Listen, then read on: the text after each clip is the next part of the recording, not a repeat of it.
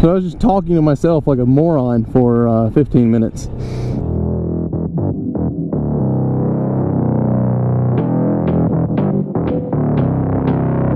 My 2016 Kawasaki Ninja 650. So here she is. I picked this up a little bit over a month ago. Felt it was time for an upgrade from the Vulcan, and I've only had 2 videos with the Ninja in it, but both are short and I've not done a proper introduction, so I figured now would be a good time to do that. This bike is still utterly stock with the exception of one thing. I did go with the zero gravity double bubble windshield, which is a huge upgrade over stock, and I'll talk a little bit about that in a little bit. But a little bit more just about this bike. It is a 648cc parallel twin, so it counts as a sport touring bike rather than a super sport. But it does have a lot of the sport elements. It does have twin front brakes and a single rear, and a lot of the styling comes from the Ninja line, so it stays true to its name on that. Offset adjustable preload rear suspension is really cool. One of the things about that is it allows the bike to have a shorter wheelbase than if you had a standard center section shock. This color is, I think, called Shadow Gray, and I'm absolutely in love with it. I wasn't completely sold on it, but I got this bike at a really great deal because the dealership had 2 black ones, and I don't know if something got screwed up in the shipping. I don't really care, but they were not supposed to have 2 black ones, so I got this one at a considerable discount, even though it was brand new. And I absolutely love this color once you get it out in the sun and once it's shined up properly. I've done just shy of 3. It does have adjustable brake and clutch, 5 position on each. One of the cool things about this bike is it does have a flash pass, which I really like because in traffic around here I can utilize that to let people know they can cross over if they need to. It does have a digital display. Comes with trip odometer 1, 2, your miles per gallon live average, your total miles per gallon average, and range to empty, which is not right because it is full, but it's not recalculated. It recalculates every 20 seconds, and it does have a clock. The only thing it does not have in the 2017s, you're getting this, and I'm kind of upset about that. Not really, but you know, it does not have a gear indicator, and the 2017s are getting one, and kind of jealous about that. But again, this is the new bike. I'm loving it, and we're gonna take a trip out and do a few things and talk more about the bike while we ride. So let's do that. Keeping the wind out of your face and not flinging bugs directly into you.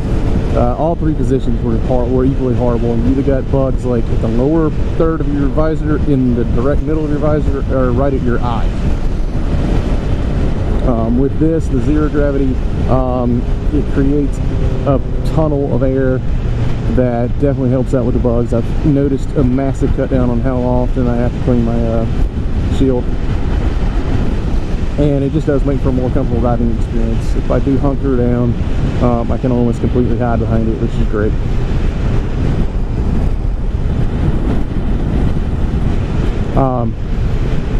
Talk a little bit about the ergonomics of this bike. It's a very, very comfortable motorcycle. It's a big difference, of course, going from a mid-weight cruiser to this thing. But this is so much more comfortable. That was the weakest link in the Vulcan, and if you talk to anyone else that owns a Vulcan 500, they'll tell you the same thing, is the seat. The seat's awful. You eventually do get used to it, but this thing is just so comfortable. You're sitting up, and I'm not hunkered down because it does use risers rather than clip-ons. So my seating position is almost completely straight up and down. My legs are pretty much right under my hips, as far as where my heels are. I adapted really quickly into where the clutch and where the shifter and where the brake are. I really had no problem with that. I do get a few more false neutrals still. I'm still working the kinks out on that sometimes, as my other videos show. but this is just so much more comfortable. I could jump on this bike and just take a road trip and not have any qualms about it. About 2 weeks ago, I ended up spending almost 4 hours on this thing after a full day of work, and by the time all was said and done, I got up the next day and I was sore, but I didn't feel the effects of riding while I was on the bike. So it wasn't like a safety thing of the bike is beating me to death. Being on it that long, I really felt like I hadn't tangled with a motorcycle for hours. So that's a very good sign on the comfort of this bike. All the controls are really in great places. The only thing is, with gloves on, sometimes when I'm trying to turn off my signals, I bump the horn. And if you've got the clutch in, so if you're in traffic, you have the clutch in, you can't reach the flash to pass. Those are really minor things. So.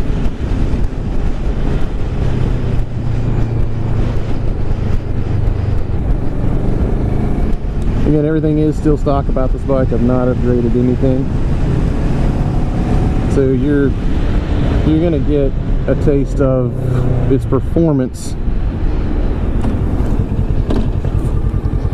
just after break-in, straight out of the box.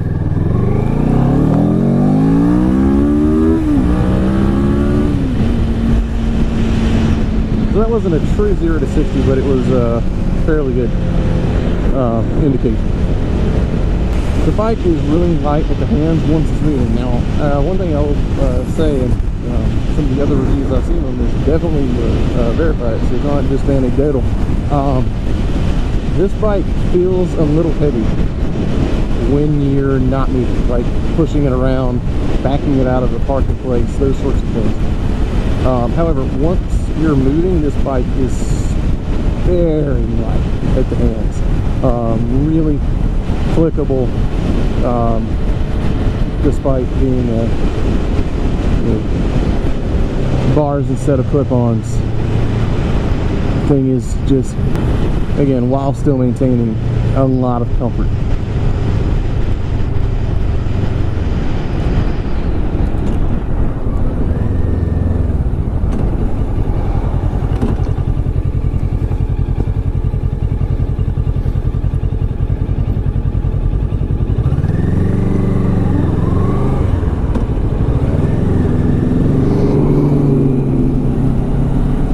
Gearbox is exactly what you expect out of a Kawasaki. It does have that Kawasaki clunk when you go from neutral to first, and every gear is a very positive feel. Very notchy. You can definitely tell you put it in gear. That does lend itself to some false neutrals if you're not careful. I found that if I don't have my heel against, or not my heel, my heel cup against the peg and my foot positively under the shifter, it will most likely false neutral on me, and it's embarrassing and really kind of annoying, but I've learned that I have to take care of that. Holy cow, the people going to the Renfest. Wow. So that's just a thing that I had to get used to. I had to make sure that my foot's in the right place.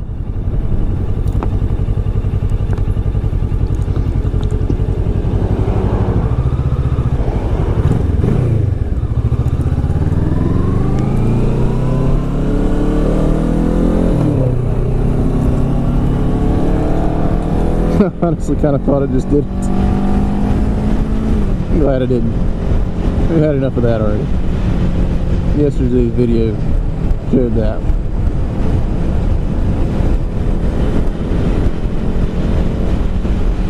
Stock exhaust, since we're kind of stuck behind this Ford here, it isn't loud. It's what you expect out of a stock exhaust with a parallel twin. It's got like 3 different emotions, I've described it. At low RPM, it's this kind of high-pitched, tinny, weird sound, and then when you get into the mid-range, I'll let you hear it, it gets this growl to it, which I absolutely love. That's one of my favorite sounds on this bike, is that when it's in its mid-range.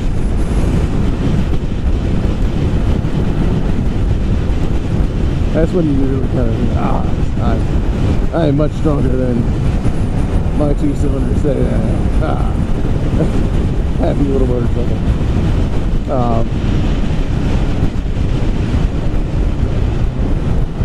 And then when you get all the way to the high end, it picks back up and gets more shouty, and you kind of get some of that sport bike noise, which I can't very well do with this car in front of me. And they can't even stay in their own lane, you know, on minor turns like this. It's awesome.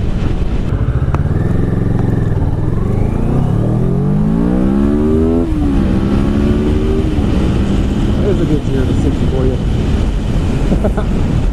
Anyway, okay, so now again, there are some negatives, as you would expect with a bike that's at that price point. Some of the fit and finish isn't as good as it could be, and again, that's what you're not riding a $20,000 Ducati. And I know that you're not even riding a $15,000 Big 3 Super Sport. That's fine. So there are some fitment issues on some of these trim pieces, and like every single one of these that's ever been made, according to what I'm seeing in the forums, at 4,000 RPM, the bearings rattle and vibrate together, and it's something to do with the way the engine, the balance on the engine and the vibrations it produces. At somewhere around 3.5 to 4, it rattles, and then it goes away. And it's kind of annoying, but you get used to it, and it becomes part of the character of the bike. Or you put foam rubber padding in and you eliminate it like some people do. So, but those are 2 minor things. The other thing is a little bit more major, and that's the brakes. The brakes on this motorcycle are not the best in the world for what you'd expect for a sport touring bike. Or to put it another way, for a bike that's capable of being as quick as this thing is, you better be ready when you hit the brakes, and better be ready to give it a lot of brake.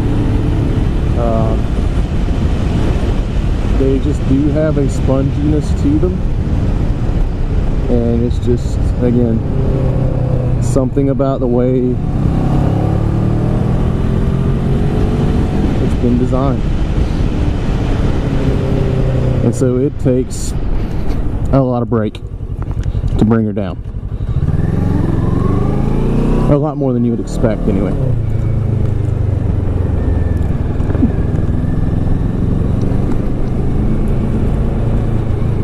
Let's turn around here. I don't really want to go into Huntersville, and I don't want to take 77 back.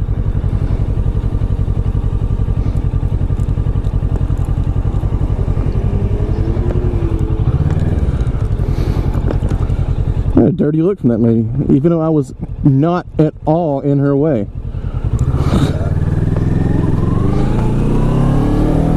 That's a nice thing about this bike, is even at low speeds, it's really easy control. You can do a U-turn in the road. It's not like, you got to swing out 900 miles. And that's got to do with the short wheelbase, and part of that is thanks to that all shut stop engineering. Yeah.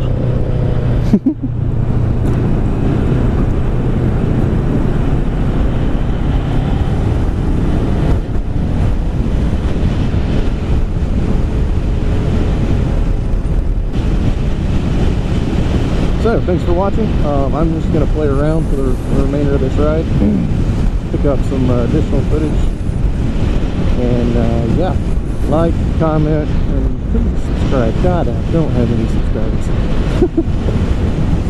So shameless begging there. Thanks a lot, guys.